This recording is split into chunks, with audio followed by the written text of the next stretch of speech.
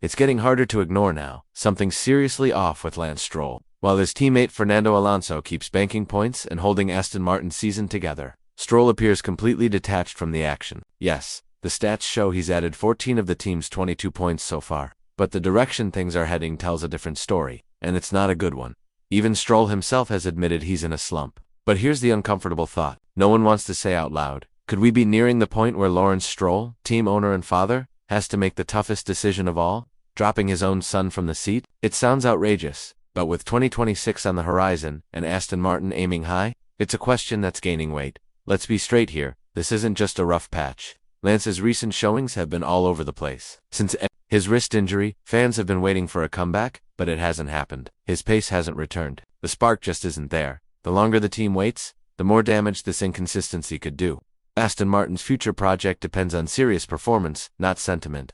Is Stroll still the right person for that kind of responsibility? Alonso, meanwhile, is doing what he always does, finding ways to make the car work and grabbing points when it matters. He's not just performing, he's lifting the entire team.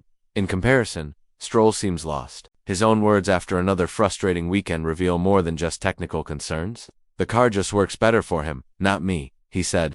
That's not a tactical breakdown, that's a statement full of doubt. That sentence, the car just works better for him, not me, speaks volumes. It's not a setup for a strategy meeting, it's a sign of confusion. If a driver doesn't understand what's wrong, how can engineers fix anything? That's the real concern here. Lance isn't just struggling with pace, he's struggling with direction. He's been open about the car's shortcomings, calling the AMR2 for slow, and warning that things likely won't improve in Austria either. According to him, the car feels the same, race after race. No changes, no progress. Just problems that stick around and limit what he can do behind the wheel, and that's where things get serious. He's not just frustrated, he's resigned. He doesn't see things getting better. No optimism, no plan. Just a quiet acceptance that this is how it's going to be. That's a dangerous mindset in a sport where momentum matters as much as raw speed. It paints a picture that goes far beyond lap times. Stroll isn't just missing pace, he's missing belief. And in Formula One, where confidence fuels performance, that's often the beginning of the end. Let's not forget, this isn't the first time questions have been asked about his drive. Last year's incidents, spinning out in Brazil before the race even began, that heavy crash in Singapore qualifying, they weren't just errors, they were signs of a driver not fully switched on. Add the public flare-ups, like shoving his trainer or snapping on team radio, and the full picture becomes even harder to ignore. Right now, it doesn't look like Stroll is climbing out of the slump. It looks like he's sinking deeper into it. Meanwhile, Alonso keeps putting the car into Q3, keeps collecting points, and keeps showing why he's still one of the most reliable drivers on the grid, even as he nears his mid-40s. When one car keeps scoring while the other fades into the background, it's not just a performance issue anymore, it becomes a problem for the entire team's structure. Right now, Aston Martin looks like a one-man operation, and that's a big concern for a team with championship ambitions. Even more troubling is the fact that Lance, despite having more points than Alonso at one stage this season, has been completely outclassed when it comes to consistency and presence on track. Alonso's recent form has been sharp and steady. He's qualifying better, finishing higher, and staying focused, no matter the conditions. And it's not like Alonso is pretending everything is perfect. He's been blunt, qualifying is saving them. If they weren't starting ahead, they wouldn't be finishing in the points. He's noticed how close the midfield has become. Teams like Williams and Haas are putting up unexpected fights, with drivers like Hülkenberg making their presence felt. That kind of observation comes from experience and awareness. A subtle remark carries weight. He's basically saying, if anyone else had this car, they'd struggle too. But he's still finding ways to make it count. And that's exactly the contrast Aston Martin can't ignore. Lance, on the other hand, went out in Q1 during his home Grand Prix, then failed to make it past Q2 in Barcelona. He's breaking parts, struggling with confidence, and showing very little sign that he's turning things around. It's not just a dip in performance, it's a slide that's lasted too long. And then there's the off-track behavior. From unexplained body language to a noticeable drop in engagement, it raises doubts about where his focus really lies. Could those off-season rally appearances have been more than just fun? Maybe they were a look into what really excites him now, and it's not Formula One. And just when you think it's all speculation, the situation with George Russell makes things more interesting. Some might call it far-fetched, but the timing can't be ignored.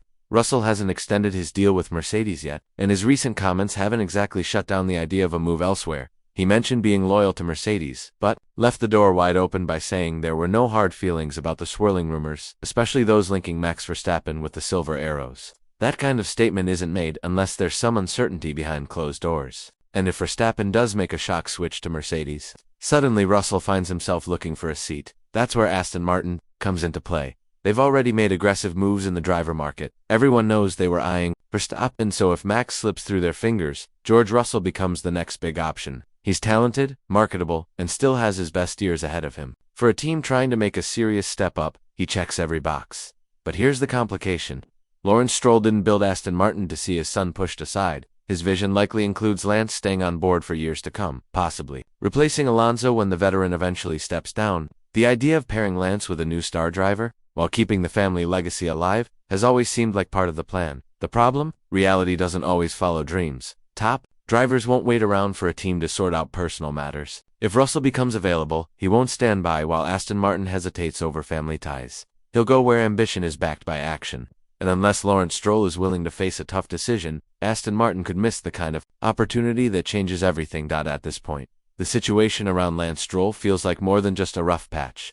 It's beginning to resemble a long-term problem. Aston Martin's ambitions are growing fast. They're bringing in heavyweight names, top-tier resources, and preparing for a major shift with Honda coming on board in 2026. This isn't a small operation anymore. It's becoming a proper factory team with real expectations. And that's why the pressure on Lance is no longer just from the fans or the media. It's from within. Big voices are entering the room now, and they want results. One of them is Adrian Newey. When someone of his caliber is involved, you don't build slowly, you build to win. Add Honda's influence, and it becomes clear. There won't be room for sentiment. Koji Watanabe has already made it obvious. They're expecting top-level drivers, not placeholders. Right now Lance isn't meeting that bar. The pattern of inconsistency, the public frustration, and the lack of improvement, it all leads to one conclusion. Something needs to change. And quickly. Could he turn it around? Theoretically, yes. He has talent. We've seen flashes of it, but the odds are shrinking. Past mistakes aren't just memories, they're patterns. Crashes in Brazil, incidents in Singapore, that physical shove toward his trainer, and the angry team radio messages, these are signs of something deeper, not just underperformance, but instability. At some point, the question becomes unavoidable. Is Lance Stroll truly a Formula One driver on merit, or just a driver with connections? And if Aston Martin wants to be more than just another midfield team, if they want to be contenders, that question needs an answer. Because with everything else falling into place, elite engineers, a powerful engine deal, and a potential star signing on the table, there's only one major weak spot holding it all back, and right now, that weak spot is behind the wheel of the second car. So, over to you. Should Aston Martin finally cut ties with Lance Stroll? And if they do, who steps in next? Let us know.